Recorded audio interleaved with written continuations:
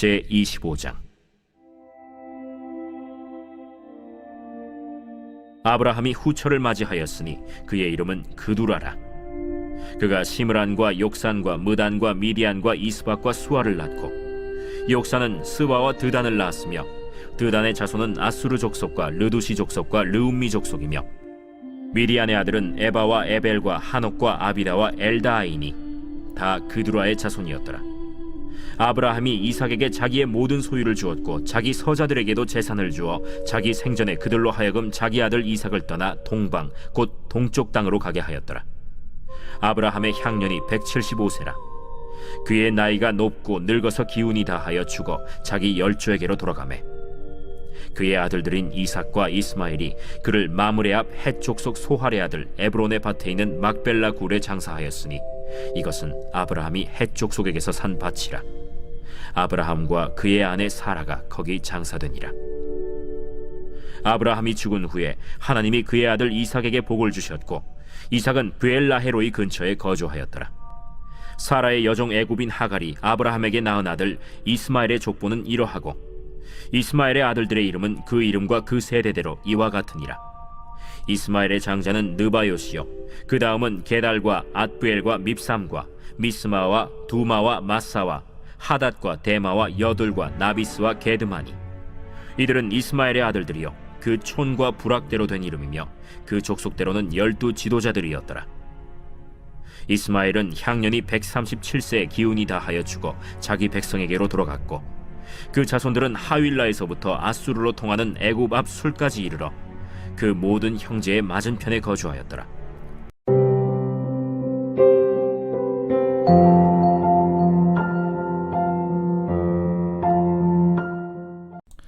여러분 반갑습니다. 오늘도 큐티로 여는 기막힌 하루입니다. 본 말씀 창세기 25장 1절부터 18절의 말씀입니다. 자, 오늘 본문은 사라에 이어 믿음의 조상 아브라함의 죽음을 기록하고 있습니다. 자, 그런데 이 아브라함의 마지막에 대한 기록을 보면서 우리는 너무 당황스러운 내용을 보게 됩니다. 그것은 아브라함이 사라가 죽고 난 다음에 후처를 맞이했다는 내용입니다. 앞서 이미 아브라함은 하갈을 첩으로 들였다가 큰 곤욕을 치른 바 있습니다. 그런데 아브라함이 그의 인생의 말년에 똑같은 잘못을 또 저지른 것입니다. 여러분, 오늘 아브라함이 후처를 드린 것에는 다른 해석의 여지가 없습니다. 이것은 명백한 아브라함의 잘못이고 연약함입니다. 여러분은 오늘 이 아브라함이 후처를 드렸다는 이 성경의 기록에 대해 어떻게 생각하십니까? 놀랐습니까? 왜 굳이 이런 기록을 남겼나 하는 생각이 드십니까? 그런데 저는 오늘 이 기록이야말로 성경이 진실한 책이라는 것을 드러낸다고 생각합니다. 성경은 인간에 대한 영웅담이나 전설같이 꾸며진 기록이 아닙니다. 오히려 인간에 대해 조금의 미화나 과장을 허용하지 않습니다. 만약 아브라함에 대한 이야기가 이삭을 제물로 바치는 것에서 끝났다라고 한다면 사람들은 또다시 아브라함을 높이고 그의 동상을 세워서 그를 신적인 존재로 여기며 숭배의 대상으로 삼았을 것입니다. 그러나 성경은 마지막까지 아브라함에 되었다함이 없는 이 죄성과 연약함을 적나라하게 드러냅니다. 의인은 없나니 하나도 없다는 것이 성경이 말하는 인간론의 본질입니다. 그러므로 사람은 누구도 믿음의 대상이 아니고 특별한 인간은 없습니다. 그러니까 별 인생이 없단 말입니다. 그저 인간은 죽을 때까지 하나님의 은혜가 필요한 존재일 뿐입니다. 바로 그것을 오늘 아브라함이 우리들에게 나타내고 있는 것입니다. 자, 그런데 바로 이 지점에서 이 천주교에 심각한 문제가 있습니다. 천주교에는 성인 제도라는 것이 있습니다.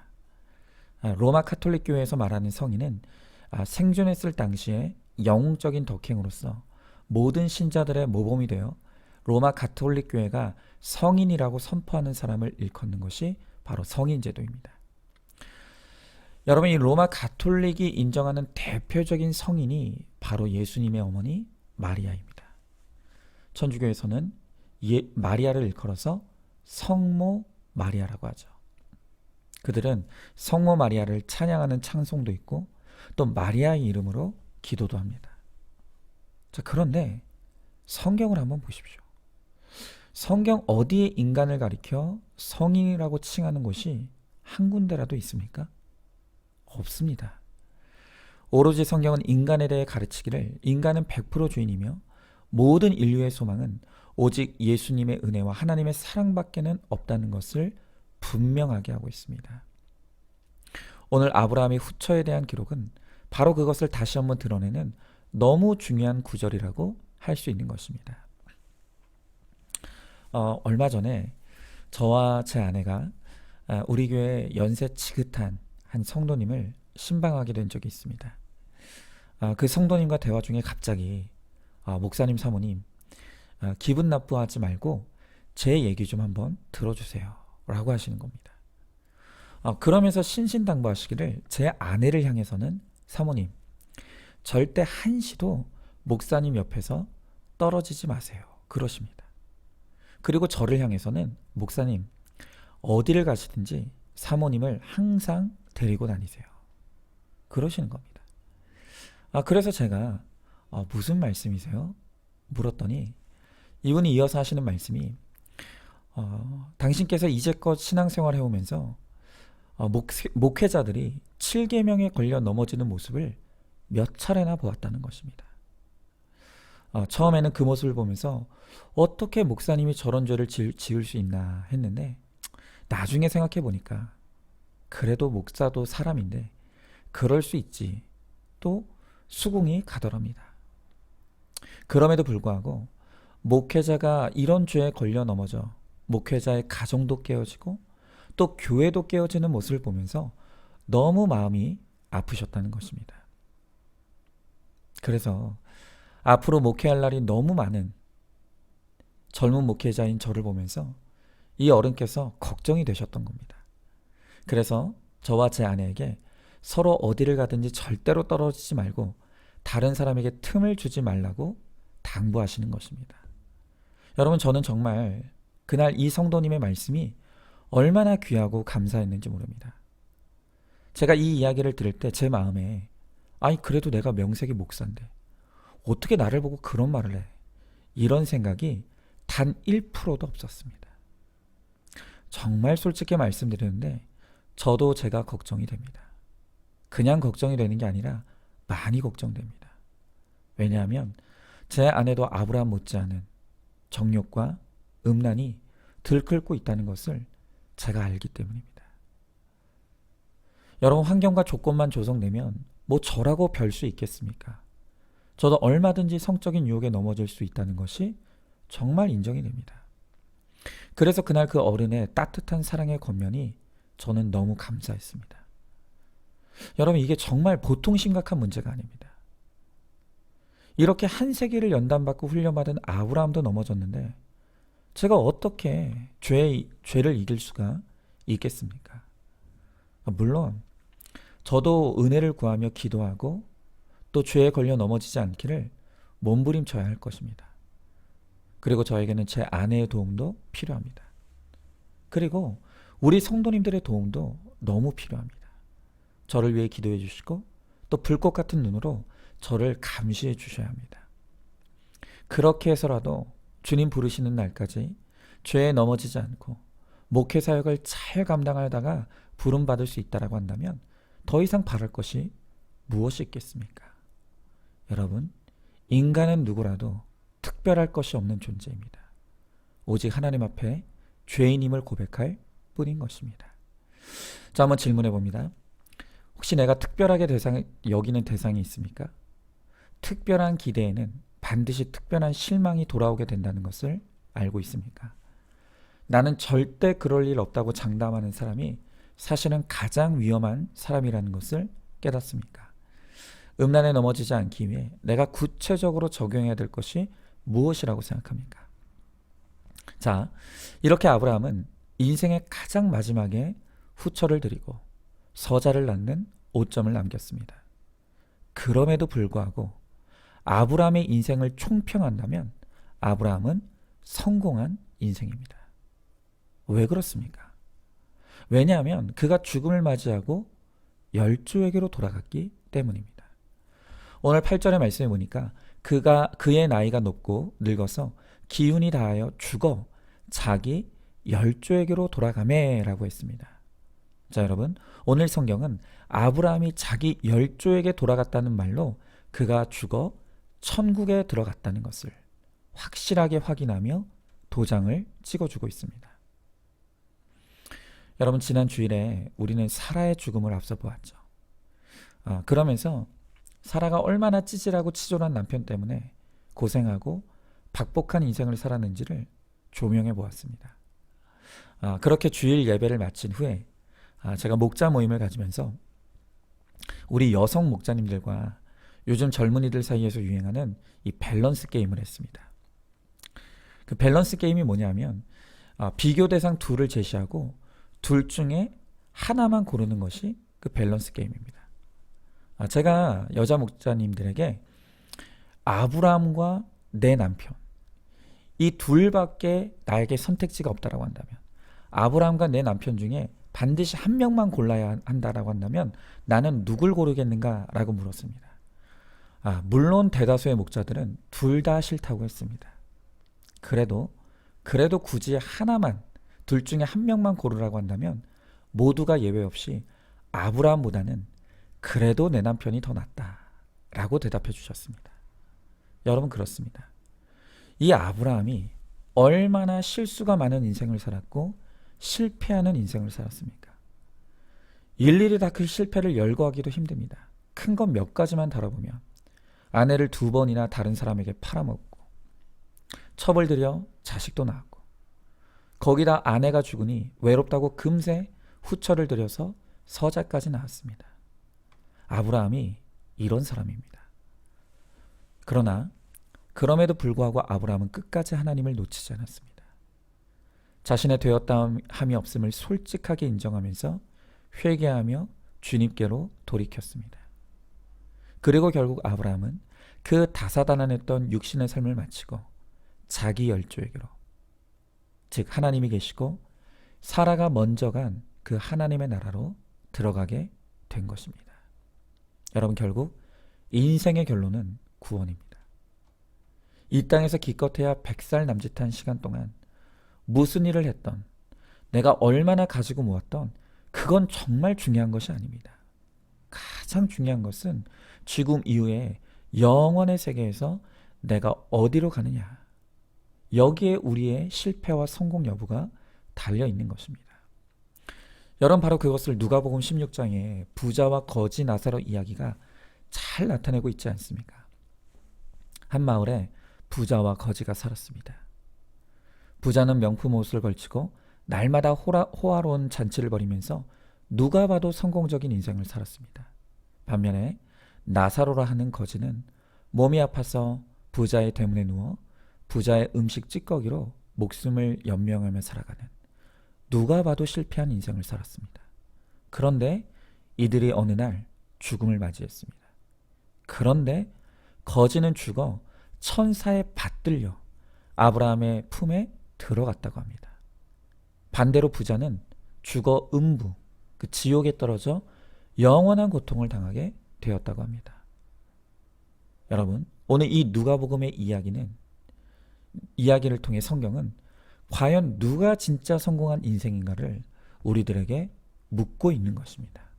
자, 여러분이 보기에는 누가 성공한 사람입니까? 누가 실패한 사람입니까? 두말할 것 없이 나사로가 성공한 인생입니다. 이 땅에서 한 사람은 부자였고 한 사람은 거지였을지라도 영원한 세계에서 결국 천국에 들어간 나사로는 성공한 인생이 되었고, 음부에 떨어진 부자는 실패한 인생이 된 것입니다. 우리도 어느 날 이 아브라함처럼, 또 부자처럼, 나사로처럼 죽음을 맞이할 날이 올 것입니다. 반드시 그때는 옵니다. 그러면 나는 어디로 갈 것 같습니까? 오늘 이 아브라함과 나사로처럼 나의 열조들이 있는 천국에 가게 될 것이라는 확실한 소망이 있습니까? 여러분, 그러면 됐습니다. 그렇다면 나는 이 세상 그 누구보다도 성공한 인생이 틀림없습니다. 그러나 내가 죽는 날 내 영혼이 열조에게 돌아가리라는 확신이 없다라고 한다면 여러분, 지금 우리 인생은 뭔가 문제가 심각한 것입니다. 내 믿음을 반드시 다시 점검해야 합니다. 그리고 구원받을 만한 믿음을 얻기 위해 내가 할 수 있는 모든 노력을 다 기울여야 합니다. 지금 그것보다 중요한 일이 어디 있겠습니까? 주식이 중요한가요? 부동산이 중요한가요? 그렇지 않습니다. 여러분, 이 땅에서 아무리 많은 돈을 벌고 아무리 내 이름으로 된 땅이 많다 하더라도 천국에 내가 있을 곳이 없는데 그게 도대체 다 무슨 소용이란 말입니까? 우리도 비록 이 땅에서 수없이 실패하고 넘어진다 할지라도 다시 주님께로 돌아가길 바랍니다. 절대로 공동체를 떠나지 않기를 바랍니다. 그래서 내 기운이 다하여 죽는 그날 우리도 우리 믿음의 열조들이 있는 천국에 들어가는 성공하는 인생이 되기를 간절히 소망하시기 바랍니다. 자, 한번 질문해 봅니다. 아브라함과 내 남편 중에 한 명만 고른다면 여러분은 누가 더 낫다고 생각하십니까? 아브라함이 아무리 실패를 많이 했어도 구원받았기에 가장 성공한 인생인 것을 동의하십니까? 내가 오늘 죽더라도 내 영혼이 낙원에 있을 것임을 확실히 믿으십니까? 아니면 확신이 없으십니까? 구원의 확신을 얻는 것보다 더 중요하고 바쁜 일이 없음을 깨달으시기 바랍니다. 자, 이제 마지막으로 아브라함은 비록 이 땅에서 수없이 실패했지만 구원받았기에 더할 나위 없이 성공한 인생을 살았다고 했습니다. 그러나 아브라함의 인생이 성공적인 인생인 이유는 그것뿐만이 아닙니다. 아브라함은 자신만 구원받은 것이 아니라 그의 자녀인 이삭도 영적 후사로 잘 길러내었습니다.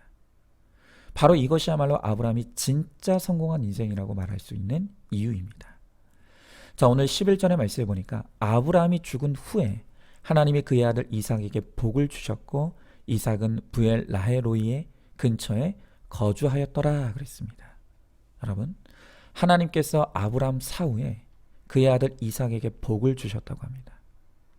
여러분, 여기서 말하는 이 복은 바라크의 복이라고 했습니다. 이 바라크의 복은 하나님을 예배하고 찬양하고 경배하는 복입니다. 그러니까 이 이삭은 아버지가 죽은 후에도 아버지가 가졌던 신앙을 그대로 물려받아서 아버지의 하나님을 예배하고 경배하고 찬양하는 인생을 살았다는 것입니다. 또 오늘 성경에 보니까 이삭이 부엘 라헤로이 근처에 거주하였다고 했는데 이곳은 하갈의 여주인 사라의 학대를 피해 도망했을 때 하나님께서 그를 살피시고 샘물을 내셨던 바로 그 장소입니다. 즉 이삭은 하나님이 살펴주시는 그 믿음의 자리, 예배의 자리를 평생 떠나지 아니하고 하나님을 믿는 믿음의 삶을 살아내므로 구속사의 한 줄기를 이루어 내었다는 것입니다. 여러분, 그러나 반면에 아브라함의 또 다른 자녀인 이스마엘을 한번 보십시오. 12절 이하의 말씀에 보면 이 이스마엘의 12아들의 족보가 등장합니다. 그런데 이 12아들을 보면 하나같이 이 땅에서 번성하고 잘 나갔던 것을 알 수 있습니다. 자, 첫째 아들 느바옅은 이사야서를 보면 목축으로 부요했음을 기록하고 있습니다. 또 둘째 아들이었던 게달은 에스겔서에 보면 상업으로 번영했던 것으로 기록되어 있습니다.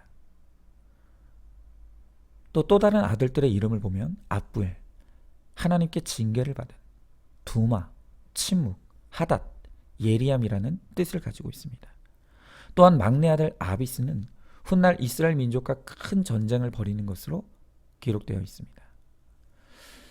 여러분, 이와 같은 이 아들들, 이스마엘의 아들들의 행적을 통해 우리가 볼 수 있는 것이 무엇입니까? 육적인 후손인 이스마엘과 그의 후손들은 이 땅에서는 번성과 번영을 누렸을지는 몰라도 그들은 하나같이 하나님께 징계받고 믿는 자들을 핍박하고 하나님의 나라와 전쟁을 벌이는 적그리스도의 세력이 된 것입니다. 뿐만 아니라 오늘 6절의 말씀에도 보니까 아브라함이 후처인 그드라 사이에서 난 서자들도 동방, 곧 동쪽 땅으로 갔다고 했습니다. 여러분, 이 동쪽 땅은 하나님이 가지 말라고 하신 이방 민족들이 몰려 있는 곳입니다. 무슨 말이겠습니까? 이들도 결국 다 하나님을 멀리하는 그러한 인생들이 되었다는 것입니다. 여러분, 우리는요, 정말 남이 잘 되는 꼴을 못 봅니다. 그러나 유일하게 우리가 나보다 잘 되기를 바라는 존재가 있는데 그가 바로 내 자녀들입니다. 여러분, 내 자녀들이 나보다 돈 잘 벌고 승진하고 유명해지는 것이 나보다 잘 되는 것이 아니라는 것을 알아야 합니다. 오늘 이 그드라와 이스마엘의 후손들을 한번 보십시오. 이들은 적어도 부모보다 육적으로는 더 번성한 자녀들입니다. 그러나 이들은 결국 땅의 번성 때문에 점점 하나님과 멀어져 하나님께 징계받고 하나님을 대적하다가 모두 지옥에 떨어지고 말았습니다.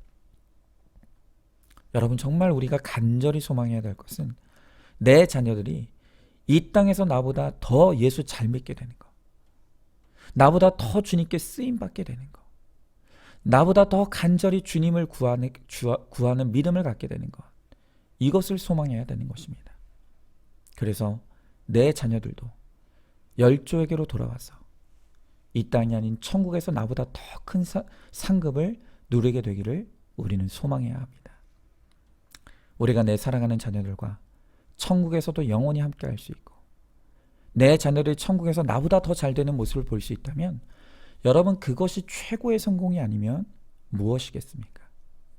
우리도 아브라함처럼 나와 내 자녀가 열조에게로 돌아가게 되는 그 큰 은혜와 복을 누리게 되기를 간절히 소망하시기 바랍니다. 자, 한번 질문해 봅니다. 나는 내 자녀가 지금 죽으면 천국에 갈 것이라는 확신이 있습니까? 내 자녀의 육적인 상태에만 관심이 있고 영적인 상태에는 무관심하지 않습니까? 내 자녀의 구원을 위해 오늘 내가 구체적으로 이루어야 될 믿음의 수고가 무엇입니까? 내 자녀가 나보다 더 예수 잘 믿기를 간절히 바라고 있습니까? 자, 오늘도 3월 16일 보석상자입니다. 말씀을 구속사로 읽으면 하나님께서 오늘 내게 주시는 음성을 들을 수 있게 됩니다. 성전인 내 몸을 거룩하고 구별되게 가꾸어야 되겠다는 적용이 가능해집니다. 매일 말씀으로 내 욕심과 죄를 쳐내는 것이 큐티입니다. 아멘. 우리 함께 기도하겠습니다. 하나님, 오늘 아브라함이 그의 인생의 가장 마지막 기록에 또다시 죄에 넘어지는 5점을 기록하고 있습니다. 오늘 하나님은 이 기록을 통해 우리 중 누구도 죄로부터 자유롭지 않음을, 누구도 되었다함이 없는 인생인 것을 깨달으라고 말씀해 주십니다. 한시라도 죄에 대한 경계심을 늦추지 않게 하시고 날마다 말씀으로 내 죄를 보고 회개함으로 거룩한 길을 걸어갈 수 있게 하시고 나의 믿음을 통해 나도 열조에게로 돌아가며 또한 내 자녀들도 열조에게로 돌아가는 그 믿음을 물려줄 수 있도록 우리들에게 은혜를 허락하여 주시옵소서. 그래서 그 어떤 인생보다도 내가 구원받고 천국에 가는 것이 가장 큰 은혜요 축복이며 성공한 인생인 것을 우리가 날마다 기억하며 오늘도 내게 주어진 이 십자가의 길, 거룩의 길을 잘 쫓아가는 우리 모두가 되게 하시고 또한 우리 자녀들이 되게 하여 주시옵소서. 믿사오며 사랑이 많으신 우리 예수님 이름 받들어 기도드리옵나이다. 아멘. 오늘도 큐티로 기막힌 하루를 살아내는 하늘가족 공동체 우리 모든 성도님 되시기를 주님의 이름으로 축복합니다.